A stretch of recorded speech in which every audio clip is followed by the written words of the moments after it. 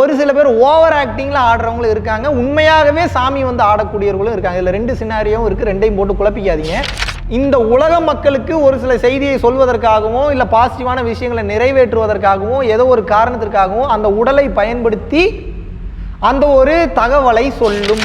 இந்த அனாகதா சக்கராவும் ஆக்னியா சக்கராவும் ஒன்றிணைக்க தெரிஞ்ச டெக்னிக் உங்களுக்கு தெரிஞ்சிருச்சுன்னா உங்களுடைய ஆத்மா கொஞ்சம் கொஞ்சமாக டம்ப் பண்ண ஆரம்பிச்சு உங்களுடைய ஆன்ம சக்தி வேற லெவலில் வெளிப்பட ஆரம்பிக்கும். இறைத்தன்மையோட குருவின் வழிகாட்டுதலோட குருமார்களோட வழிகாட்டுதலோட செல்பவர்களுக்கு அந்த நல்ல ஆத்மாக்கள் ஆக்குப்பை பண்ணி நல்ல விஷயங்களை வழிகாட்டும், உயர்ந்த கட்ட நிலைக்கு உங்களை கொண்டு போகும், நல்ல நிலைக்கு உங்களை வழி நடத்தி கொண்டு போகும்.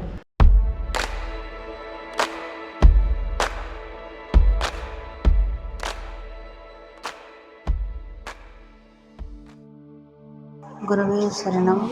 ரொம்ப ரொம்ப ரொம்ப நன்றிகள். நிறைய மாற்றங்கள் தெரியுது ஐயா. ரொம்ப ரொம்ப நன்றிகள் ஐயா. அகத்திய பெருமான், வள்ளல் பெருமான், ஸ்ரீ மகாவிஷ்ணு குரு அனைவரின் திருவடிகள் சரணம் ஐயா. ரொம்ப ரொம்ப ரொம்ப நன்றி ஐயா. ரொம்ப சந்தோஷம் ஐயா. ரொம்ப நன்றிகள் ஐயா. இப்போ பல வருடங்கள் கழித்து முதல் முறையாக ரோட்டில் சந்தோஷமாக போயிட்டு சந்தோஷமாக வந்தேங்கய்யா.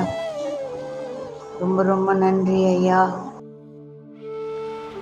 குருவே சரணம். அனைவருக்கும் வணக்கம். சாமி ஆடுறாங்களே இதெல்லாம் உண்மையா அப்படின்னு ஒரு கேள்வி. நல்லா புரிஞ்சுக்கோங்க. சாமின்றது என்னன்னு தெரிஞ்சுக்கோங்க. முதல்ல சாமி என்பது ஏதோ தனியாக செயல்படுது வருது போகுதுன்றது கிடையாது. உடலை விட்டு வெளியேறிய ஆத்மாக்கள் ரெண்டு வகையில் தெரியும். ஒன்று துர ஆத்மாக்கள், ஒரு ஆசைகள் நிறைவேறாத ஆத்மாக்களாக இருக்கும். பக்குவம் அடைந்த முழுமை பெற்ற பூரணம் அடைந்த ஆத்மாக்கள் இருக்குது. அதெல்லாம் ஹையர் ரியாம்ஸில் இருக்கக்கூடிய ஆத்மாக்கள், தெய்வ சக்திகள்னு சொல்லுவாங்க, இறை சக்தியில் இருக்கக்கூடிய ஆத்மாக்கள்னு சொல்கிறாங்க.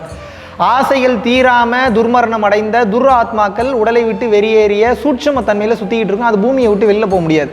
ஆனால் அந்த தெய்வ சக்தி உள்ள ஆத்மாக்கள் பூமியை விட்டு எங்கே வேணாலும் போகலாம், எந்த கோள்களுக்கு வேணாலும் போயிட்டு வரக்கூடிய ஆற்றல்கள் அந்த ஆத்மாக்களுக்கு உண்டு. அந்த வகையில் பார்க்கும்போது இந்த குலதெய்வம்ன்ற கான்செப்ட்லாம் எப்படின்னா, அவங்களுடைய குலத்தில் யாரோ ஒருத்தங்க யோக பயிற்சிகளோ அல்லது இறைவனோட ஆசீர்வாதத்தினாலோ இல்லை முன்ஜென்ம கர்ம வினைகளின் காரணமாகவோ அல்லது புண்ணிய பலன்களின் காரணமாகவோ அவங்க இறைத்தன்மையை அடைஞ்சிருப்பாங்க. அப்போ என்ன ஆயிடுவாங்கன்னா, அவங்க அந்த குலத்தையே காக்கக்கூடிய ஒரு மாபெரும் ஆற்றலாக தெய்வமாக மாறி விடுவார்கள். அப்போ என்னென்னா, இந்த மதுரை சைடெல்லாம் வந்தீங்கன்னா அதிகமாக தெரியும். ஒரு சில கோவில் இடங்களுக்கு போகிறீங்க, கோவில் சார்ந்த சம்பவங்களுக்கு போகிறீங்க, அங்கே இருக்கக்கூடிய கும்பாபிஷேகத்துக்கு போகிறீங்கன்னா டக்குன்னு ஒருத்தர் வந்து ஆட ஆரம்பிச்சிருவார். சார் நான் இவர் வந்திருக்கேன், நான் பாண்டி வந்திருக்கேன், வெள்ளை குதிரையில் பாண்டி சாமி வந்திருக்கேன், அந்த சாமி வந்திருக்கேன், இந்த சாமி வந்திருக்கேன்பாங்க. இதெல்லாம் உண்மைதான், பொய்யெல்லாம் கிடையாது. ஆனால் இதில் நீங்கள் நோட் பண்ண வேண்டிய விஷயம் என்னென்னா, ஒரு சில பேர் ஓவர் ஆக்டிங்கில் ஆடுறவங்களும் இருக்காங்க, உண்மையாகவே சாமி வந்து ஆடக்கூடியவர்களும் இருக்காங்க. இதில் ரெண்டு சினாரியும் இருக்குது, ரெண்டையும் போட்டு குழப்பிக்காதீங்க. நீங்கள் புரிந்து கொள்ள வேண்டியது என்ன, சாமி ஆடுவது என்பது உண்மை, அதில் மாற்று கருத்து இல்லை. ஆனால் சாமி வந்த மாதிரி ஏதோ ஒரு சில விஷயங்கள் உடல் அளவில் சிலிர்க்கும் போது கூஸ்பம்ஸ் ஏறும்போது நமக்கு சாமி வந்துருச்சுன்ற ஃபீல் அவங்களே ஆடி அசிங்கப்படுறவங்களும் இருக்காங்க, அப்படி இருக்கிறவங்களும் இருக்காங்க. அது போய் சரி, இது எப்படி நடக்குது அடுத்த பாயிண்ட்டை பார்த்துக்கோங்க. எந்த ஒரு உடல் இந்த உலகத்தில் வாழ்ந்துட்டு இருக்கும்போது ஒரு பக்குவ நிலையில் இருக்கிறதோ, ஹையர் ரியாம்ஸில் இருக்கக்கூடிய எனர்ஜியை கிரகிக்கக்கூடிய தன்மையில் அந்த டிஎன்ஏவும் அந்த உடல் தன்மையும் இருக்குதோ, மனம் பக்குவப்பட்ட தன்மையில் இருக்குதோ, அப்போ என்ன ஆகுனா அந்த எனர்ஜி ஈஸியாக வந்து இவங்களை ஆக்குப்பை பண்ணிடும். நான் நல்ல விஷயத்துக்கு தான் ஆக்குப்பை பண்ணேன், கெட்ட விஷயத்துக்குலாம் ஆக்குப்பை பண்ணாது.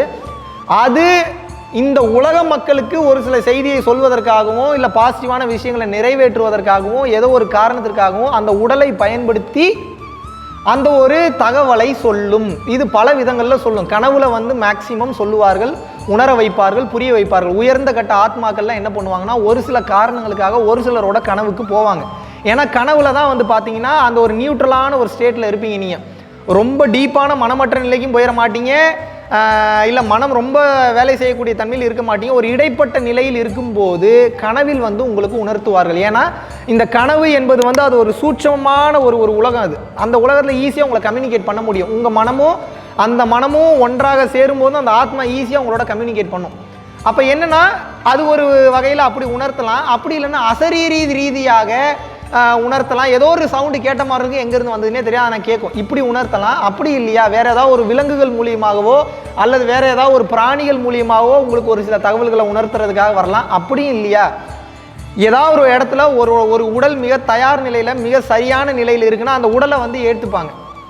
ஒரு மாபெரும் டெக்னிக் ஒன்று என்னென்னா, இந்த அனாஹதா சக்கராவும் ஆக்னியா சக்கராவும் ஒன்றிணைக்க தெரிஞ்ச டெக்னிக் உங்களுக்கு தெரிஞ்சிருச்சுன்னா உங்களுடைய ஆத்மா கொஞ்சம் கொஞ்சமாக டம்ப் பண்ண ஆரம்பித்து உங்களுடைய ஆன்ம சக்தி வேறு லெவலில் வெளிப்பட ஆரம்பிக்கும்.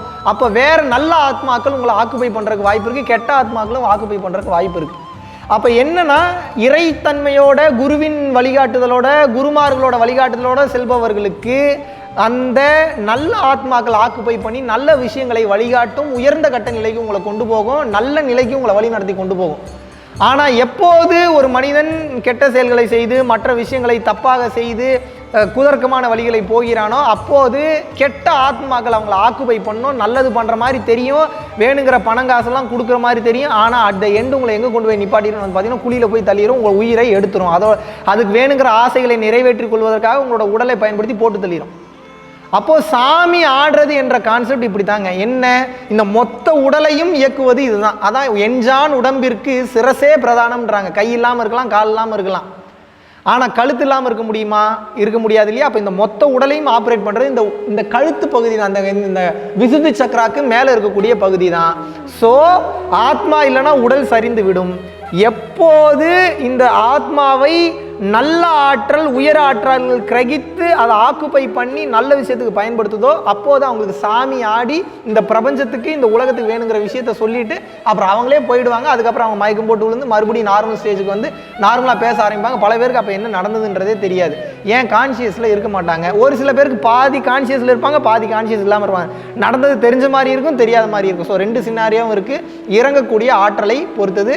நன்றி, வணக்கம்.